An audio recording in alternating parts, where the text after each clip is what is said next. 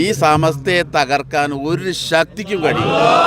അത് തെളിയിച്ചുകൊണ്ടിരിക്കുക. അത് നമ്മുടെ സുപ്രഭാതത്തിന്റെ ക്യാമ്പയിൻ തെളിയിച്ചു, നമ്മുടെ തഹിയ തെളിയിച്ചു. തഹിയ 46 സംതിങ് കോടി രൂപയായി.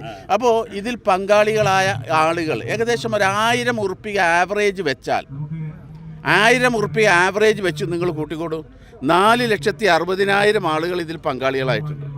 ആവറേജ് നമ്മൾ നോക്കും. അപ്പം എന്താ പറയുക, ആ ദിവസം ഒരു വലിയ സംഭവമായിരുന്നു അല്ലേ? തഹിയയുടെ ആ അവസാനത്തെ അത് മാറി മറിഞ്ഞുകൊണ്ടേയിരിക്കുക, ഹൈ സ്പീഡിൽ, ഹൈവേ സ്പീഡിലായിരുന്നു. പിന്നെ കാശിങ്ങനെ വന്നുകൊണ്ടേയിരിക്കുക. കൃത്യമാണ്. അതായത് നമ്മുടെ സമസ്തയുടെ എല്ലാ പ്രവർത്തനങ്ങളും നെഞ്ചേറ്റെടുക്കാൻ കേരളത്തിൽ മുസ്ലിം ഉമ്മത്ത് തയ്യാറാണ് എന്ന് ബോധ്യപ്പെടുത്തി നമുക്ക് സുപ്രഭാതം വിജയിച്ചു, തഹിയ വിജയിച്ചു. ഇനി ഷെയ്ഖു നമ്മുടെ സയ്യിദുൽ ഉലമയുടെ ജാഥ, അത് കേരളം കണ്ടൊരു ചരിത്ര സംഭവമായിരിക്കും. അതിൻ്റെ സമാപ്തി ഇൻഷാ അല്ലാഹ് മംഗലാപുരത്താണ്. കന്യാകുമാരിയിൽ നിന്ന് തുടങ്ങിയിട്ട് അതിൻ്റെ ലാസ്റ്റ് ഇൻഷാ അല്ലാഹ് സമാപനം നടക്കുന്നത് മംഗലാപുരത്താണ്. ഡിസംബർ 28 വലിയ ഒരുക്കങ്ങൾ അവിടെ ഒരുങ്ങിക്കൊണ്ടേയിരിക്കുന്നു.